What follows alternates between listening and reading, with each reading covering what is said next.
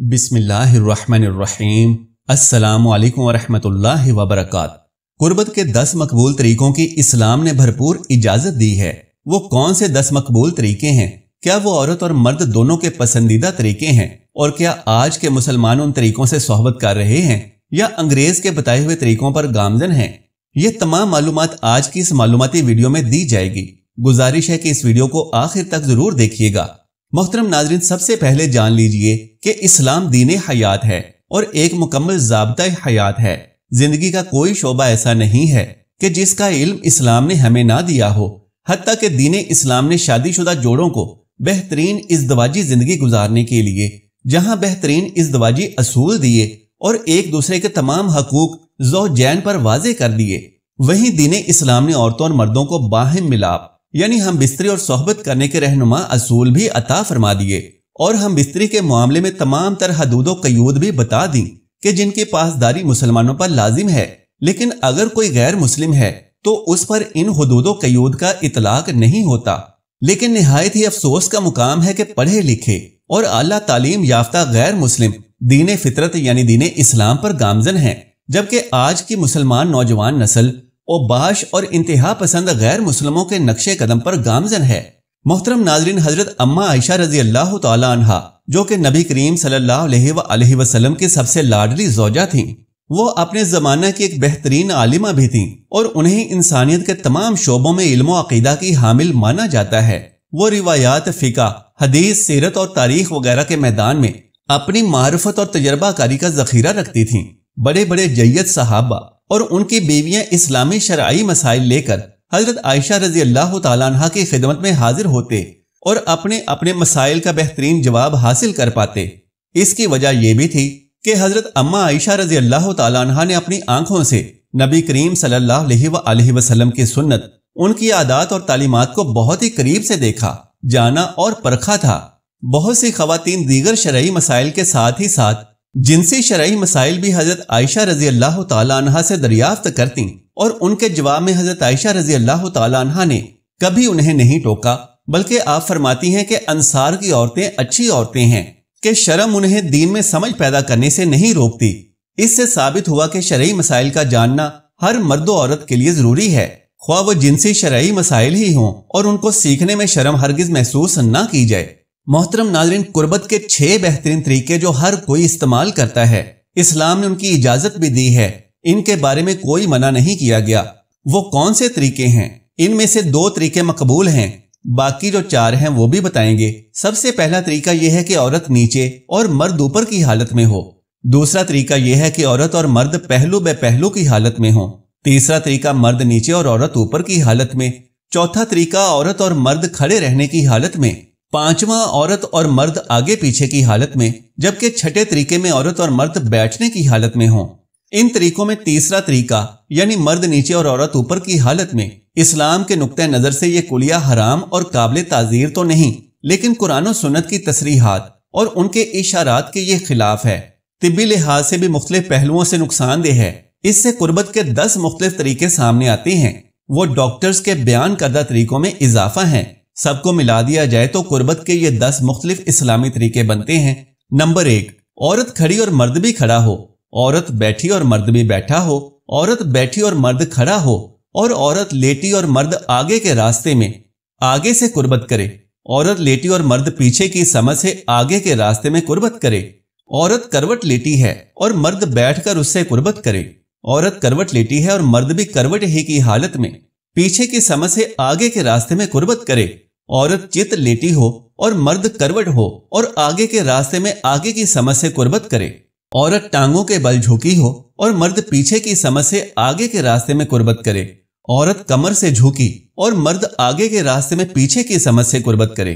محترم ناظرین، مشہور آیت کریمہ ہے کہ تمہاری عورتیں تمہاری کھیتی ہیں تو تم اپنی کھیتی میں آؤ جس طرح چاہو۔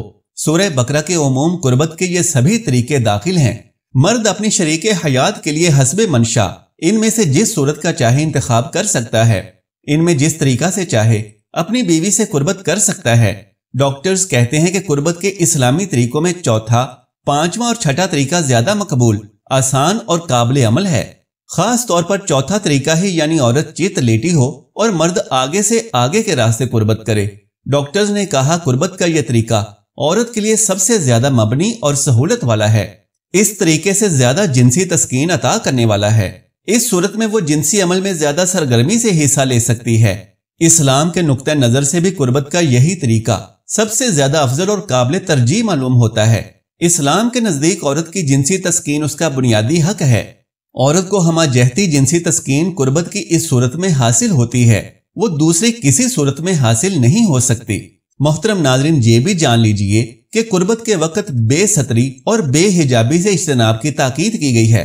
اس کا زیادہ سے زیادہ لحاظ قربت کی اصلیت میں ہو سکتا ہے، لیکن اس سے مراد یہ ہرگز نہیں کہ عورت اور مرد مکمل کپڑے پہنے ہوئے ہم بستر ہوں۔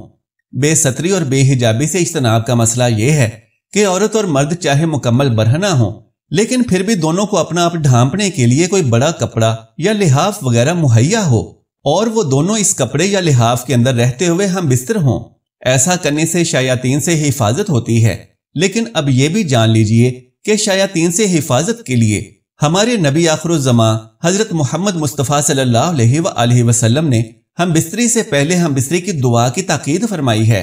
شرعی آداب میں یہ شامل ہے کہ خاوند اپنی بیوی سے ہم بستری کرتے وقت مندرجہ ذیل دعا پڑھے، بسم اللہ اللہم جنبنا الشیطان وجنب الشیطان ما رزقتنا، اور اس کا ترجمہ ہے کہ اللہ تعالیٰ کے نام سے اے اللہ ہمیں شیطان سے بچا کر رکھ، جو ہمیں عطا کرے اسے بھی شیطان سے دور رکھ۔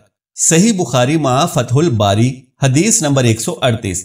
اس کے پڑھنے کا فائدہ یہ ہے کہ جب اللہ تعالیٰ ان دونوں کو اس ہم بستری کی وجہ سے اولاد عطا کرے گا تو اسے شیطان نقصان نہیں دے گا۔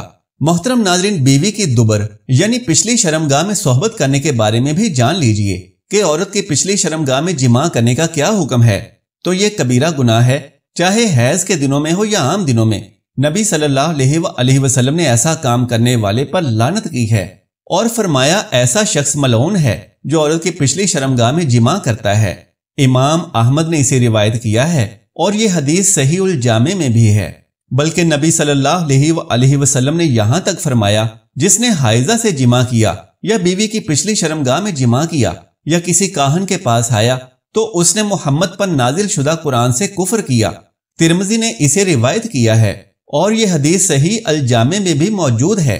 بہت سی فطرت سلیمہ کی مالک بیویاں اس بات کا انکار کرتی ہیں، لیکن کچھ شوہر اسے طلاق سے ڈرا دھمکا کر منوا لیتے ہیں اور کچھ اپنی بیوی کو دھوکہ دیتے ہیں۔ بیوی شرم و حیا کی وجہ سے اہل علم سے پوچھ نہیں پاتی اور وہ اسے کہہ دیتے ہیں کہ یہ حلال ہے، کہ نبی صلی اللہ علیہ وآلہ وسلم نے فرمایا کہ خاوند کو اپنی بیوی کے ساتھ ہر طرح سے جماع کی اجازت ہے، آگے سے پیچھے سے، بشرط اولاد کی جگہ جمع کیا جائے۔ اور یہ بات سب کو معلوم ہے کہ پچھلی شرمگاہ پاخانے کی جگہ ہے، اولاد کی جگہ نہیں ہے۔ اس جرم کا کچھ لوگوں میں سبب یہ ہوتا ہے کہ وہ شادی کے پاک بندھن میں جاہلی اور غیر فطری طریقوں کو داخل کر دیتے ہیں، یا اس کی وجہ ذہن میں گندی فلموں کے مناظر ہوتے ہیں، حالانکہ انہیں ان سب گناہوں سے توبہ کی ضرورت ہے۔ یہ بات بھی ذہن نشین رہے کہ یہ کام سراسر حرام ہے، چاہے میاں بیوی دونوں یہ کام کرنے پر راضی بھی ہوں، اس لیے ان دونوں کی رضامندی حرام کام کو حلال نہیں بنا سکتی۔ اللہ تبارک و تعالیٰ سے دعا ہے کہ نیکی کی بات کو سننے، سمجھنے اور اس پر عمل کرنے کی طاقت و توفیق مرحمت فرمائے، آمین یا رب العالمین۔